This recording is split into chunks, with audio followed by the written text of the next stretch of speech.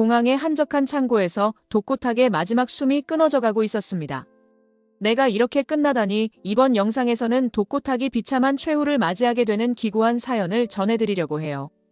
그 전에 오늘도 보러 와주셔서 감사합니다. 여러분들의 가정에 평안과 행복이 깃들기를 바라며 독수리 오형제를 부탁해 리뷰 시작하겠습니다. 경찰서 유리문을 밀고 들어서자마자 마광숙은 긴장감이 감도는 공기를 느꼈습니다. 삐걱거리는 철제 의자 위 수척한 얼굴의 스파이가 앉아 있었습니다. 몇 번을 엮어도 번번이 실패했다는 듯 마광숙과 시선이 마주치는 순간 스파이는 고개를 돌려버렸습니다. 창밖으론 오후 늦은 햇살이 길게 번지고 있었습니다. 사방이 고요한 만큼 마광숙의 심장 박동이 더욱 뚜렷하게 느껴졌습니다.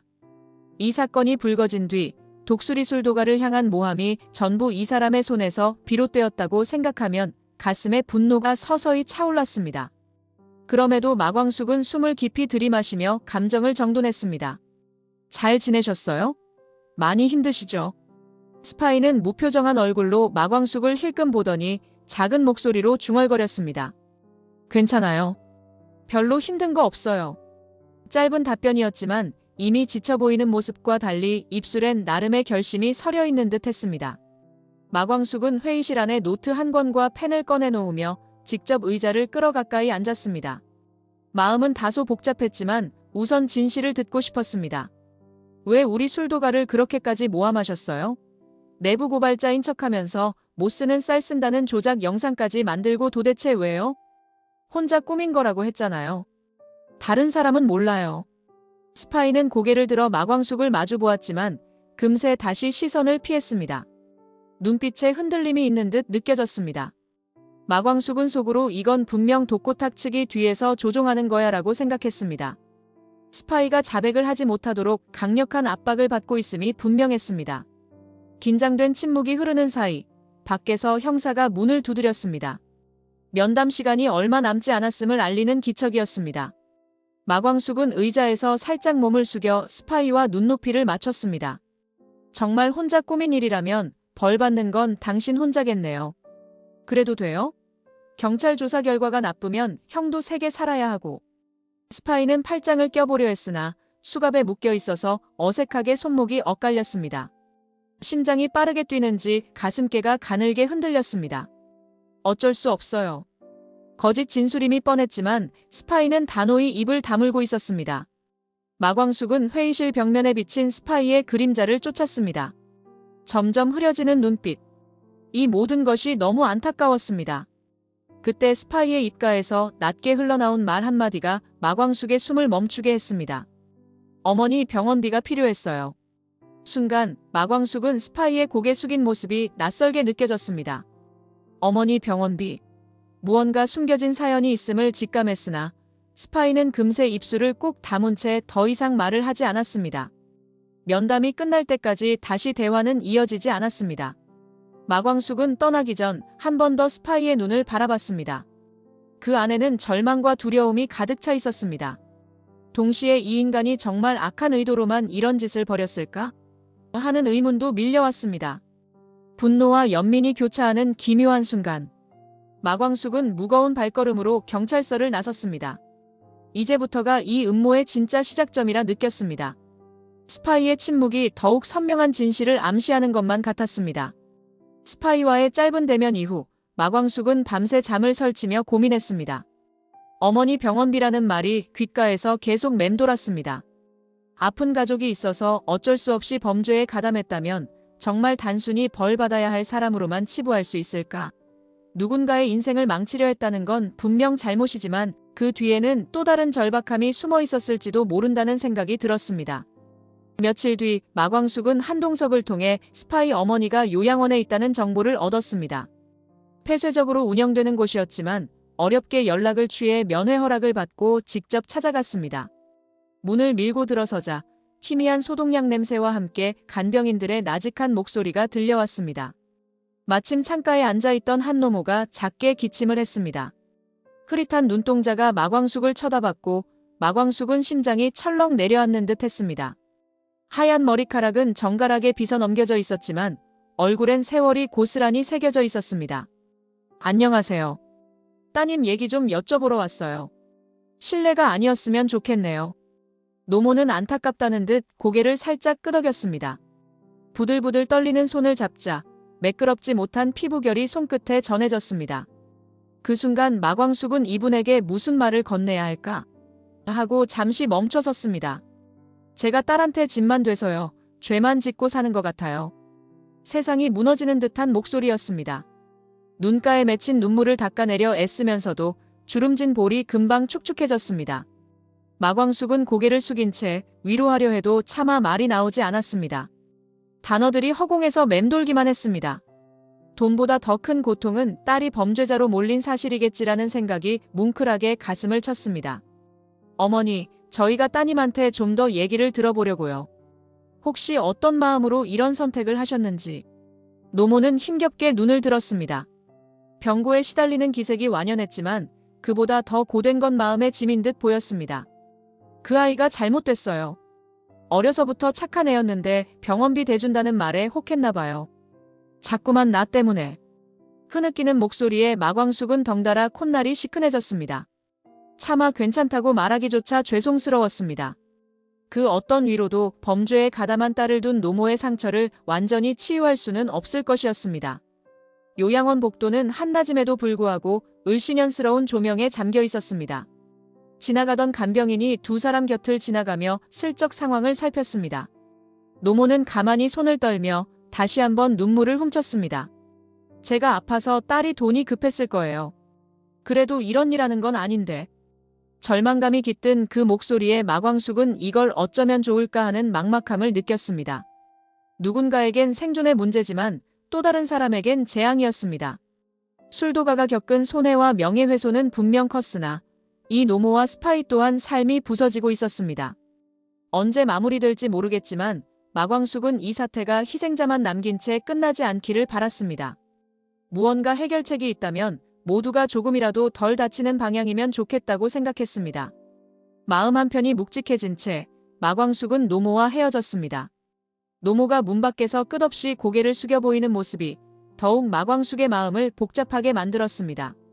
철창 안에서 수감 생활을 이어가고 있는 스파이는 요즘 들어 말수가 더욱 줄었습니다. 면회실로 들어오는 발걸음도 무겁고 식사도 제대로 하지 않는다고 교도관이 귀띔했습니다. 어머니가 요양원에 있다는 사실은 알고 있었지만 몰래 이런 위험한 일까지 맡아 병원비를 마련했다는 죄책감은 결코 쉽게 씻겨 나가지 않았습니다. 하루는 스파이 어머니가 짧은 면회를 왔습니다. 헬쑥한 얼굴의 노모는 철창 너머로 손을 뻗었습니다. 우리 딸 미안해. 엄마가 미안해. 한없이 울먹이는 어머니를 본 스파이는 더 이상 아무 말도 하지 못했습니다. 내가 만든 잘못이구나. 엄마를 힘들게 한 건 나야. 이 생각이 머릿속에서 떠나지 않았습니다. 면회 시간이 끝나고 어머니가 돌아간 뒤 스파이는 멍하니 면회실 창밖을 바라봤습니다. 늘 꿋꿋하던 마음이 와르르 무너지는 기분이었습니다. 며칠 뒤 마광숙이 다시 면회실을 찾았습니다. 그녀가 들어오자 스파이는 고개를 들지 않은 채 시큰둥한 표정을 지었습니다.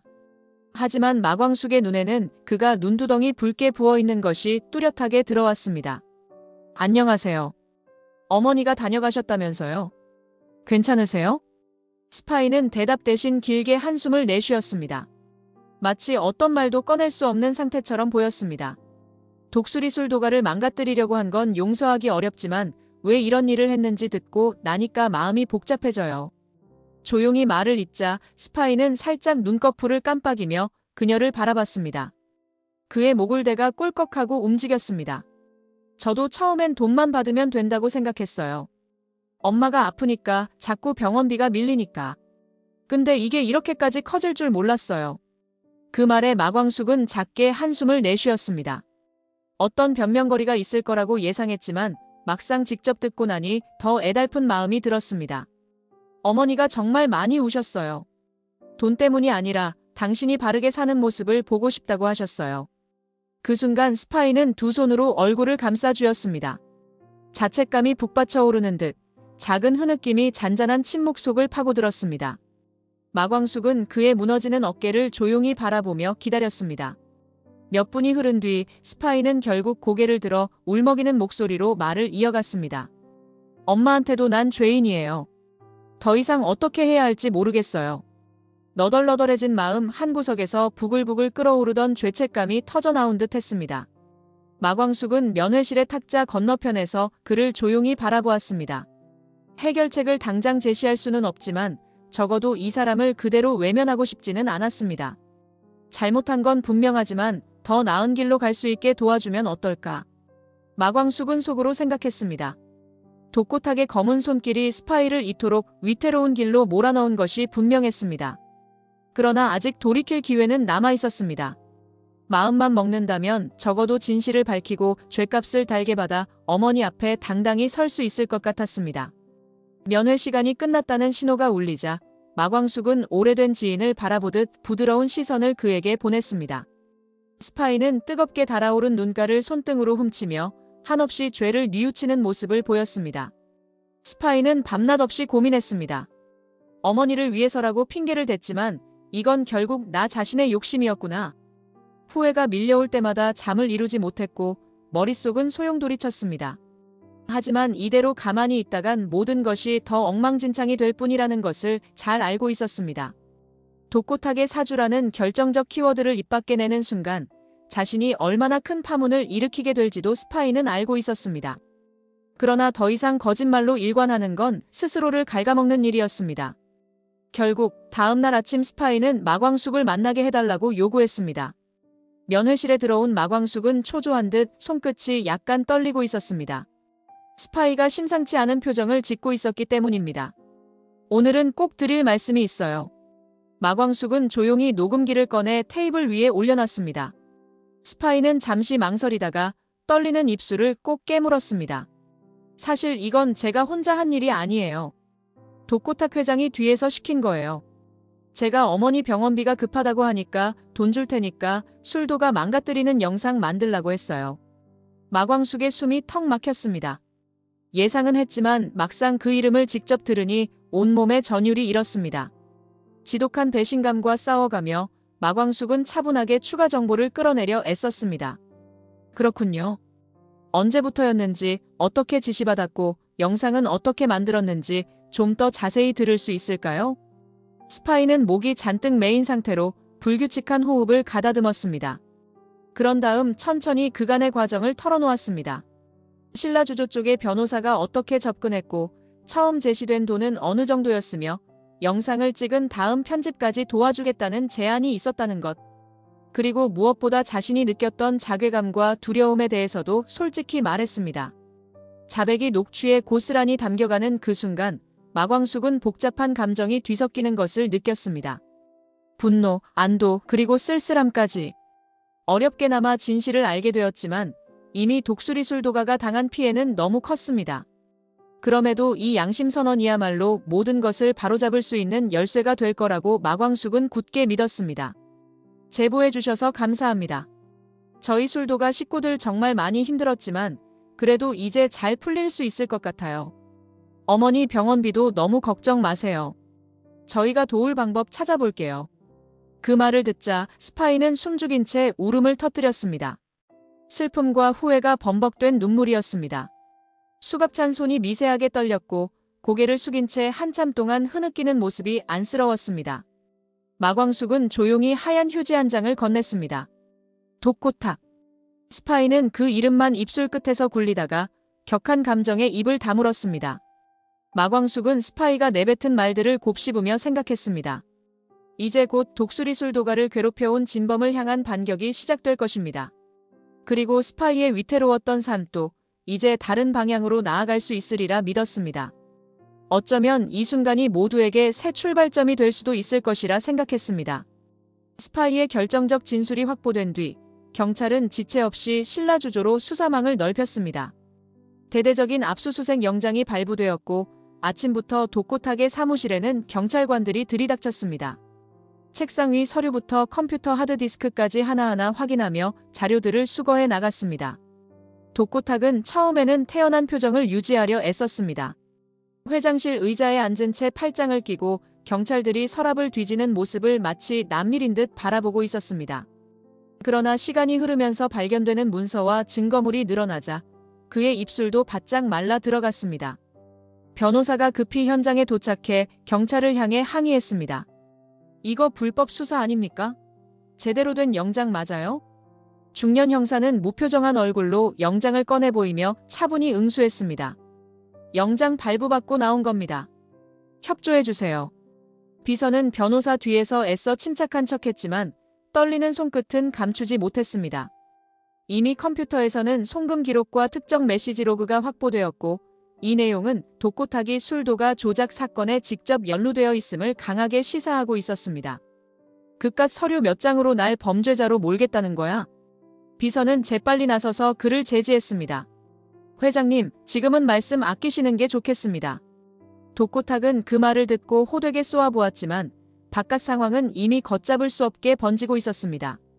기자들이 건물 앞에 몰려들었고 플래시가 쉴 새 없이 터졌습니다. 독고탁 회장님, 술도가 모함 사건에 직접 관여하신 거 맞습니까? 그거 다 말도 안 되는 얘기예요. 완전 음해입니다. 신라주조는 떳떳한 회사입니다. 억지로 목소리를 높였지만 그 말에는 힘이 없었습니다. 목소리는 떨렸고 변호사는 독고탁을 데리고 조용히 빠지려 했습니다. 하지만 이미 경찰은 확보한 통화 내역에서 술도가를 어떻게든 무너뜨려야 한다는 맥락의 문장을 찾아냈고 스파이에게 송금한 기록까지 드러난 이상 더는 부인하기 어려웠습니다. 복도에서는 기자들의 플래시가 연이어 터졌고 그 속에서 독고탁의 이마엔 땀방울이 맺혔습니다. 평소엔 만석지기 재력가라며 자랑하던 위세는 어디에도 보이지 않았습니다. 경찰이 다가와 가벼운 어조로 말했습니다. 조사에 좀 협조해 주시죠. 그 말에 독고탁의 어깨가 움찔하며 내려앉았습니다. 업계에서는 신라주조가 예전부터 돈으로 힘을 써 로비를 하거나 경쟁사를 음해했다는 소문이 떠돌고 있었습니다. 하지만 이처럼 대규모 수사가 이루어질 줄은 누구도 예상하지 못했습니다. 사내 임직원들 또한 분주히 감추려 했던 자료들이 하나둘 드러나자 곳곳에서 탄식이 흘러나왔습니다. 결국 독고탁과 변호사는 조사에 응하겠다는 형식적 입장을 내놓았지만 이미 사건은 세간에 대서특필되고 있었습니다. 경찰 발표가 임박했다는 소식에 주가까지 폭락했고 신라주조는 업계 안팎에서 신뢰를 크게 잃었습니다. 독고탁은 주변을 불안한 눈빛으로 훑어보며 한 번도 경험하지 못한 공포에 휩싸이는 듯 했습니다. 신라주조가 술도가 음해 사건에 개입했다는 뉴스 속보가 터지자 여론은 순식간에 뒤바뀌었습니다. 하루 전만 해도 장광주 반품하겠다며 몰려와 행패를 부리던 도매상들이 이제는 머쓱하게 찾아와 고개를 숙였습니다. 늦은 오후 독수리 술도가의 마당에 도매상 대표가 잔뜩 기가 죽은 얼굴로 서 있었습니다. 과거엔 목소리가 크고 고압적이었던 인물이었는데 오늘은 수줍게 꽃다발까지 안고 있었습니다. 마광숙은 잠시 밖으로 나갔다가 그를 보자 약간 경계하는 눈빛을 띄었습니다. 그러나 상대방의 표정이 심상치 않아 말부터 꺼내도록 기다렸습니다. 정말 죄송합니다. 우리가 사실 잘못 알고 너무 심하게 굴었어요. 그동안 고생 많으셨죠? 대표는 무거운 숨을 내쉬며 움켜쥐던 꽃다발을 내밀었습니다. 예쁘게 포장된 국화와 장미가 섞여 있었습니다. 평소에 무뚝뚝하던 사람이 이런 제스처를 취하는 걸 보면 진심으로 미안해하는 게 느껴졌습니다. 어쩐 일이세요?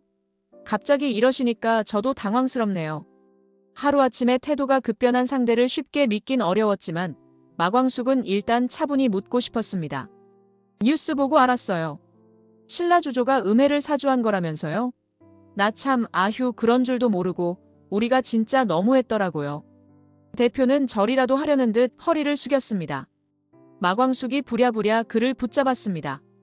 당황스러운 상황이었지만 적대감만 가득했던 사람이 이렇게까지 사과하는 모습을 보니 마광숙의 마음에 스르륵 온기가 퍼졌습니다.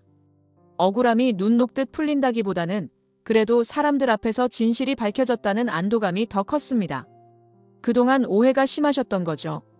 뭐, 다 지나간 일이고요. 그때 장광주 반품한다고 난리치고 욕하고 지금 생각하면 진짜 창피해요. 혹시 가능하다면 우리 다시 거래하면 안 될까요? 대표의 눈빛은 간절했습니다. 사실 도매상 쪽도 큰 손해를 입었습니다. 장광주는 품질이 뛰어난 상품이었고 최근 여론이 다시 호전되고 있는 상황이라 이대로 거래를 끊어버리면 장사를 포기하는 셈이었습니다. 마광숙은 잠시 고민했습니다. 지난 며칠 동안 스파이 사건으로 마음고생이 심했던 터라 쉽게 결정하기 어려웠습니다. 그래도 독수리술도가가 앞으로 나아가려면 도매상과의 협력은 반드시 필요했습니다. 우리도 다시 거래하고 싶긴 해요. 근데 신뢰는 하루아침에 생기는 게 아니잖아요. 이번 일 서로 잊지 말고 앞으로는 좀 더 조심하면서 가면 좋겠어요. 그 말에 대표는 안도의 한숨을 쉬며 환하게 웃었습니다. 감사합니다. 마 대표님이 이렇게 말해주시니 진짜 감사해요. 긴장이 풀린 대표는 자세를 바로잡고 꽃다발을 마광숙에게 건넸습니다. 꽃향기가 코끝을 스치자 마광숙은 마음 깊은 곳에서 작은 울컥함이 올라오는 걸 느꼈습니다. 너무 힘든 시간을 보냈지만 사람들의 인식이 이렇게 순식간에 바뀌고 있다는 사실에 기쁨이 밀려왔습니다. 도매상 대표가 돌아간 뒤 마광숙은 한참 동안 꽃다발을 바라보았습니다. 아직 해결해야 할 일이 많지만 오늘만큼은 정말 잘 견뎌냈다고 스스로를 다독였습니다. 평판이 무너졌던 독수리술도가가 이렇게 다시 명예를 되찾아가는 걸 생각하니 어제까지만 해도 상상하지 못했던 환한 미래가 점점 눈앞에 다가오는 듯 했습니다. 조작 사건이 세상에 드러난 뒤 신라주조는 순식간에 위기에 빠졌습니다. 주가는 바닥을 쳤고 거래처들은 하나둘씩 계약을 끊었습니다. 사무실 직원들은 서로 눈치를 보며 이력서를 돌리고 있었습니다. 그 와중에도 독고탁은 혼자만의 방식으로 반전을 노리려 했습니다. 어느 날 밤 거실에 앉아 전화를 붙들고 있던 독고탁을 보며 장미애가 조심스럽게 다가갔습니다. 독고탁의 목소리는 불안하게 떨리고 있었고 얼굴은 핏기가 사라진 채 창백했습니다. 이제 그만하세요. 다 드러났잖아요. 뭐 더 남았다고요. 사람들이 다 알아요. 당신이 무슨 짓 했는지. 독고탁은 수화기를 내려놓고 텅 빈 시선으로 창밖 어둠을 바라봤습니다. 눈밭 같은 침묵이 흘렀습니다. 아직 끝난 거 아니야. 사채라도 끌어오면 돼. 회생 자금만 들어오면 신라주조는 다시 일어날 수 있어. 난 안 망해. 절대로. 한껏 힘주어 말했지만 스스로도 그 말이 허망하게 들리는 듯 했습니다. 장미애는 짙은 화장을 한 얼굴로 독고탁을 째려봤습니다. 화장기 아래로 복잡한 심경이 스며 있었습니다. 제발 현실 좀 보세요. 더 버티면 더 깊이 빠져요. 회복은커녕 더 망가질 수도 있다고요. 분노와 체념이 교차한 목소리였습니다. 독고탁은 머리를 거칠게 쓸어올리며 반항심 어린 눈빛으로 그녀를 바라봤습니다. 날 몰라서 하는 소리야. 나는 예전에도 역전한 적이 있어. 하룻밤 자고 일어나니까 일이 술술 풀린 적도 있다고.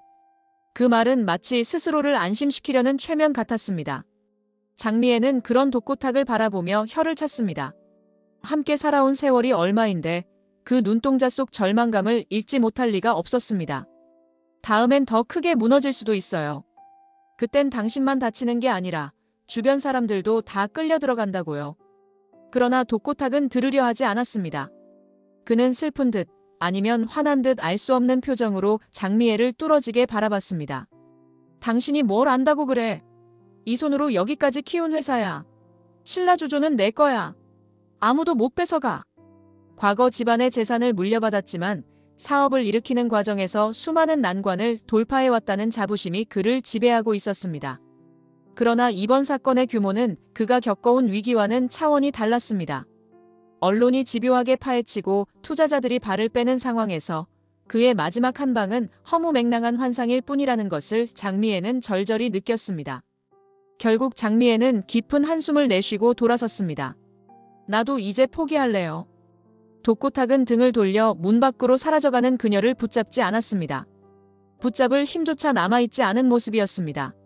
신락 같은 희망에 매달려 안간힘을 쓰는 독고탁의 눈빛에는 이미 광기가 서려 있었습니다. 한편 장미애는 그런 그의 뒷모습을 보며 쓸쓸히 생각했습니다. 저 사람, 아직도 스스로를 구할 마지막 기회를 스스로 차버리고 있구나. 독고탁은 결국 과거에 알고 지내던 사채업자를 찾아갔습니다. 예전에도 급하게 큰돈이 필요할 때 암암리에 그들의 손을 빌린 적이 있었지만 이번엔 상황이 훨씬 더 심각했습니다. 사업은 완전히 기울어가고 있었고 투자자들이 모두 등을 돌린 지금 정식 금융기관에서는 그 어디에서도 자금을 조달할 수 없었습니다. 허름한 뒷골목의 사무실 문을 열자 싸늘한 공기와 함께 사채업자의 냉소가 시야를 가로질렀습니다. 탁자 건너 앉은 그는 번들거리는 금목걸이를 내보이며 독고탁을 천천히 훑어봤습니다. 오랜만이네요, 독고탁 씨. 요즘 소문 많이 돌던데 이번엔 꽤 큰 돈이 필요하시다면서요? 목소리엔 노골적인 비아냥이 섞여 있었습니다. 독고탁은 치솟는 자존심을 꾹 눌렀습니다. 굴욕적이었지만 사채라도 끌어와야 한다는 절박함 앞에서 자존심은 의미가 없었습니다. 조용히 의자에 앉으며 고개를 숙였습니다. 그래. 돈이 필요해. 그래도 난 갚을 수 있어. 신라주조만 다시 살아나면 돼. 사채업자는 제안을 들은 뒤 얇은 입술을 비틀며 웃었습니다. 그의 손이 느릿하게 탁자 위 서류를 넘겼습니다. 계약서 한 장, 그리고 옆에는 엄청난 이자율이 적힌 각서가 놓여 있었습니다. 독고탁은 문서 위를 슬쩍 훑었습니다. 그 금액과 조건만 봐도 이 빚이 지옥 같은 구덩이라는 걸 단번에 알 수 있었습니다. 하지만 선택지는 없었습니다. 이 정도 이자쯤이야 뭐 2배든 3배든 갚을 수 있어. 내가 하려는 사업만 제대로 되면. 사채업자는 의자에 깊숙이 기대며 팔짱을 꼈습니다. 좋죠.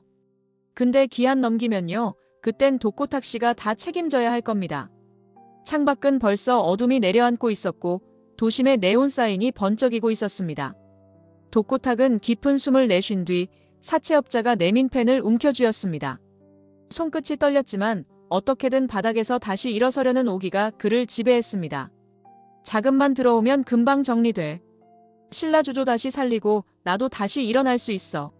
사채업자는 냉정한 눈빛을 거두지 않았습니다. 그는 이미 알고 있었습니다. 고에게 돈을 빌려준 뒤 독고탁이 이를 갚지 못하게 되면 빼앗을 것이 얼마나 많은지를. 사인한 계약서를 2장 받아들고 독고탁은 침을 꿀꺽 삼켰습니다.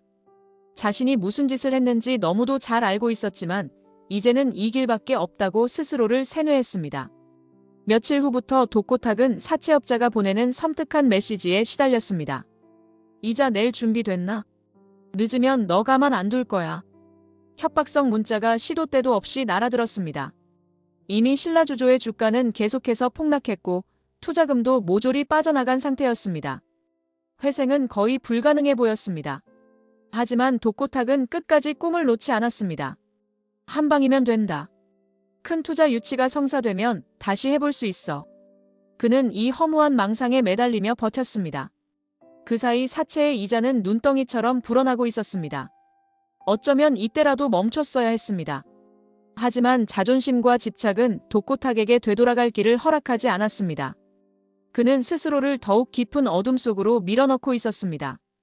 한밤중에 독수리 술도가 달빛이 희미하게 창고 안을 비추고 있었고 간헐적으로 불어오는 밤바람이 수량을 살짝 흩뜨려 놓았습니다. 얼마 전 독고탁이 수사에 휘말리며 궁지에 몰렸다고는 하나 술도가 주변에는 계속해서 수상한 기척이 감지되고 있었습니다. 공장장 고자동은 요즘 술도가를 지키는 일에 온 힘을 다하고 있었습니다. 공주실 그리고 막내 오강수와 교대로 밤을 새우며 혹시 모를 침입에 대비했습니다. 독고탁이 막다른 길에 몰린 상황에서 또 다른 음모가 있을 수 있다는 불안감이 이들을 사로잡고 있었습니다. 어둠이 짙게 깔린 새벽 2시쯤 이상한 인기척이 들렸습니다.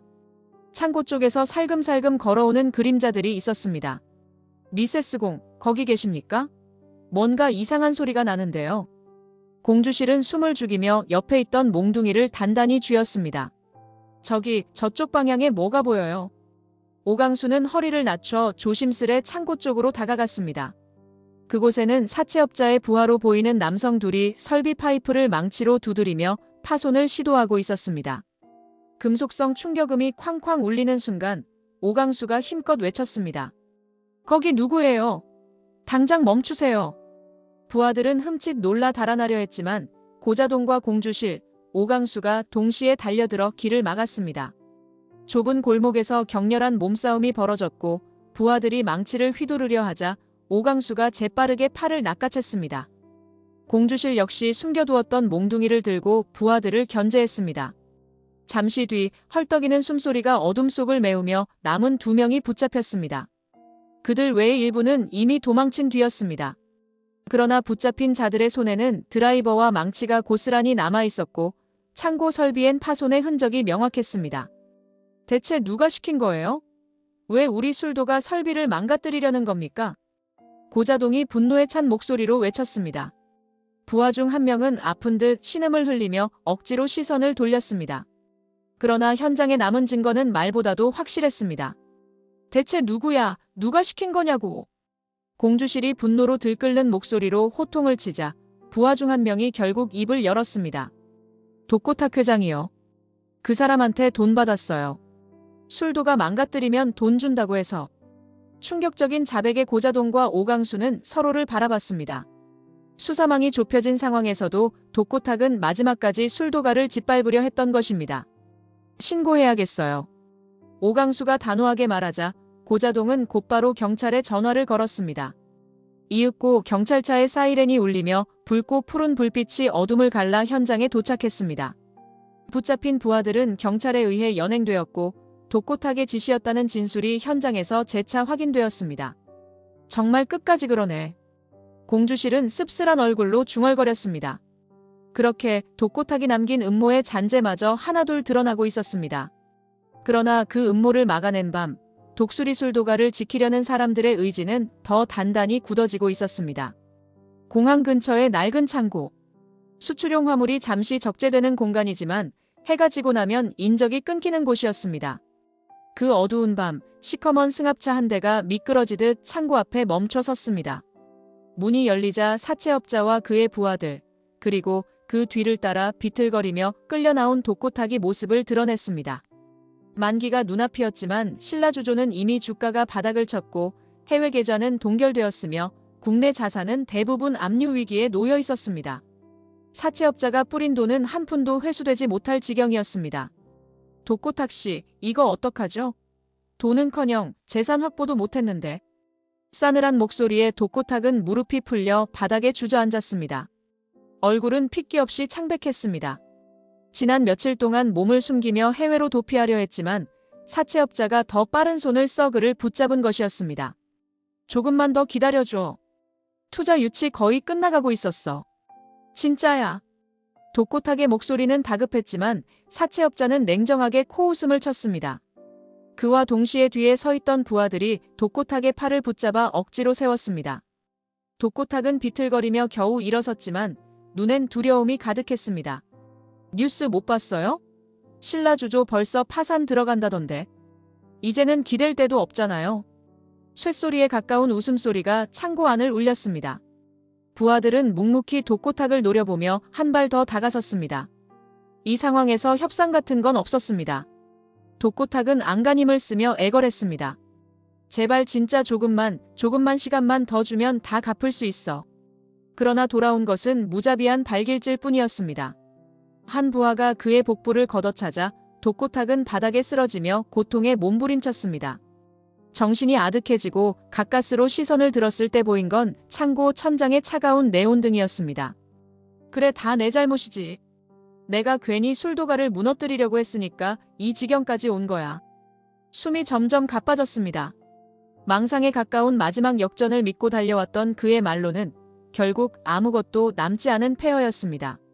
자존심도 재산도 명예도 모두 잃어버린 채 오직 절망만이 남았습니다. 부하들이 계속해서 그를 때리다가 사채업자를 향해 눈치를 보듯 멈췄습니다.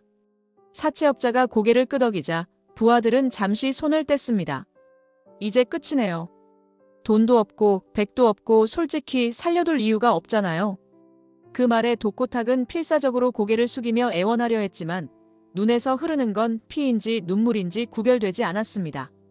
정말 이대로 죽는 건가 절망이 온몸을 덮쳐왔습니다.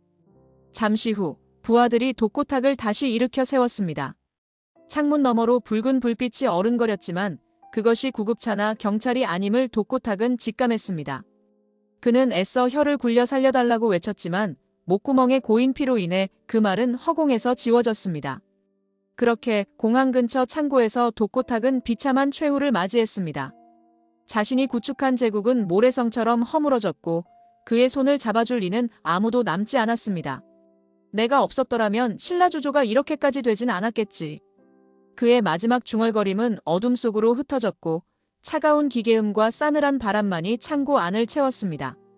독고탁이 사채업자들에게 끌려갔다는 소문이 퍼지고 머지않아 신라주조는 법정관리 신청을 했습니다. 독수리 술도가 음해 사건의 주동자가 몰락했다는 뉴스가 세간을 떠들썩하게 만들었지만 정작 독수리 술도가 내부는 조용히 업무 재정비에 집중하고 있었습니다.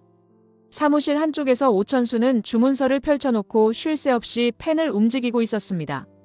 반품했던 도매상들이 다시 발주를 넣었고 중단되었던 LX 호텔과의 협업 프로젝트도 재개되면서 서류가 산처럼 쌓이고 있었습니다. 그러나 오천수의 표정은 분명히 밝아져 있었습니다. 결국 이 사태가 이렇게 막을 내리긴 하네요. 신라주조가 없어진다는 건 상상도 못했는데요. 마광숙은 창밖을 바라보았습니다. 파란 하늘 아래 주정창고가 푸른 지붕을 드러내고 있었습니다. 예전엔 모든 책임을 혼자 짊어져야 할 것 같아 막막했지만 이제는 오천수를 비롯한 시동생들이 든든히 버티고 있어 마음 한구석이 따뜻했습니다. 저도 아직도 실감이 잘 안 나요. 독고탁 회장님이 저렇게까지 될 줄은 몰랐고 참 사람 일 진짜 모르는 거네요. 오천수는 서류를 정리하며 피곤에 절은 어깨를 주무르듯 두드렸습니다. 그래도 이제 우리 술도가도 다시 살아날 수 있을 것 같아요. 장광주도 요즘 잘 나가잖아요. 저 열심히 해볼게요, 형수님. 그 활기찬 말에 마광숙은 살짝 미소 지었습니다. 오천수가 형수님이라 부르며 책임감 있게 일에 나서는 모습은 그녀에게 큰 위안이었습니다. 한때 기러기 아빠로 지쳐있던 모습이 떠오르기도 했지만 이제는 자신감으로 충만해 보였습니다. 다들 그때는 그렇게 풀이 죽더니 이제 다들 활기 넘치네요. 고마워요. 진짜 힘나요. 창고 쪽에서는 고자동이 땀을 뻘뻘 흘리며 바삐 움직이고 있었습니다. 여러 일손이 힘을 모아 몰려드는 주문에 맞춰 술을 빚고 병입하며 출하를 준비하고 있었습니다. 끊어졌던 쌀 공급 계약도 다시 살아났고 도매상들은 더 많은 물량을 소화하겠다며 먼저 연락을 해왔습니다. 불과 며칠 전만 해도 망한다는 말이 나돌던 독수리 술도가가 활기를 되찾은 모습은 거짓말처럼 느껴졌습니다. 큰 환란을 겪었지만 오히려 서로를 더 단단히 이어주는 계기가 된 것 같았습니다. 마광숙은 가슴이 벅차올랐습니다. 이렇게 주문서 잔뜩 쌓인 거 보니까 진짜 기회가 다시 온 것 같아요. 우리 잘해봐요, 천수도련님. 오천수는 허리를 쭉 펴며 고개를 끄덕였습니다. 네, 형수님도 너무 무리하지 마시고요. 저희가 옆에서 도울게요. 마광숙은 감사의 마음을 담아 오천수를 바라보며 웃었습니다. 그리고 마음속으로 오장수를 떠올렸습니다. 하늘에서 이 모습을 보고 있겠지? 형제들이 화합하고 독수리 술도가가 다시 살아나는 광경을 보며 흐뭇하게 웃고 있을 것 같았습니다. 유난히 맑은 날씨 덕분인지 술도가 안으로 파고드는 햇살이 유독 따스하게 느껴졌습니다. 독고탁의 몰락은 그가 자초한 일이었을지 모르지만 그 후폭풍이 술도가를 무너뜨릴 뻔했던 건 사실이었습니다. 그러나 지금은 진짜로 새 출발이 가능한 때였습니다. 양심선언 이후 스파이는 결국 징역형을 피할 수 없었습니다. 경찰 조사에서 협조적인 태도를 보였고 범행을 자백했기 때문에 형량이 줄어들 가능성은 있었지만 그가 가담한 범죄 자체가 사라지는 건 아니었습니다. 징역을 선고받기 전 구치소로 이동되기 전에 마지막 면회 시간이 주어졌습니다. 마광숙은 그 기회를 놓치지 않고 접견실로 향했습니다. 한참을 기다린 끝에 마주한 스파이는 이전보다 한층 수척해 있었지만 얼굴에는 묘하게 차분한 기운이 맴돌고 있었습니다. 오셨네요. 사실 오지 말라고 하고 싶었는데요. 그 눈빛에는 어딘가 부끄러움이 서려 있었습니다. 마광숙은 잔잔한 미소로 스파이의 경계를 풀어주려 애썼습니다. 그래도 만나야죠. 마지막으로 하고 싶은 이야기도 있고요. 스파이는 천천히 고개를 끄덕였습니다. 얼마 전까지만 해도 독수리 술도가를 무너뜨리려 했던 사람이 지금은 그들의 은인이 되어 있다는 역설적인 상황을 그도 잘 알고 있었습니다. 솔직히 말하면 아직도 용서받을 자격이 있는지 모르겠어요. 마광숙은 조용히 숨을 골랐습니다. 독수리 술도가가 겪은 피해와 고통을 생각하면 쉽게 용서할 수 있는 일은 아니었습니다. 하지만 그는 진실을 폭로함으로써 사태를 마무리 짓는 데 결정적인 역할을 했고 그 배경엔 절박한 가족 사정도 있었습니다. 잘못된 선택을 하셨지만 그래도 마지막에 바로잡으려고 했잖아요. 그 덕에 우리 술도가가 다시 회복될 수 있었어요. 스파이는 괜히 시선을 창문 밖으로 돌렸습니다. 햇빛이 잔잔하게 접견실 바닥을 물들이고 있었습니다. 어머니 병원비는 어떡하죠? 제가 이 모양이라. 그 말에 눈가에 뜨거운 눈물이 맺혔습니다. 그 생각만 하면 죄책감이 더욱 깊어졌습니다. 마광숙은 조용한 목소리로 말했습니다. 너무 걱정하지 마세요. 요양원 비용은 제가 맡을게요. 그리고 다시는 그런 위험한 일에 말려들지 않게 제가 지켜볼게요. 그 따뜻한 말에 스파이는 눈앞이 흐려져 고개를 떨궜습니다. 한참을 말없이 숨을 고르던 그는 어렵게 입을 열었습니다. 정말 너무 감사합니다. 나 같은 사람을 왜 도와주시는지 모르겠어요. 그래도 목소리는 떨리고 있었습니다. 죄의식과 안도감이 동시에 솟구치며 가슴을 찢는 듯한 감정이 스며들었습니다. 마광숙은 부드럽게 웃었습니다. 어머니도 제가 자주 찾아뵐게요. 그러니까 나중에 나오시면 꼭 다시 시작하셔야 해요. 그 말에 스파이는 왈칵 눈물을 쏟았습니다. 독고탁이 사라진 지금 더 이상 그를 조종하거나 위협할 사람은 없었습니다. 당장은 죗값을 치러야 하지만 적어도 이제는 진짜 자유로 나아갈 수 있는 기회가 주어졌습니다. 마광숙이 자리에서 일어서려 하자 스파이는 조용히 그녀를 바라보았습니다. 고마워요. 정말 미안했어요. 그 나지막한 말은 접견실을 따뜻하게 물들이는 햇살처럼 퍼져나갔습니다. 스파이는 비로소 자기 잘못을 진심으로 반성하며 마음 한켠의 무거움을 조금 내려놓을 수 있었습니다. 긴 폭풍이 지나간 뒤 LX 호텔과 독수리 술도가가 손잡고 준비해온 전통 문화 페스티벌이 눈앞으로 다가왔습니다. 막걸리부터 약주, 그리고 지역 특산 음식을 결합한 프로젝트였습니다. 마광숙은 마지막까지 꼼꼼히 일정 점검을 마쳤습니다. 행사를 앞둔 날 주요 관계자들이 회의실에서 하나둘씩 자리를 뜨고 난 뒤 마광숙은 책상 위에 쌓인 서류 정리에 몰두했습니다. 그때 조용히 다가온 한 사람이 있었습니다. 한동석이었습니다.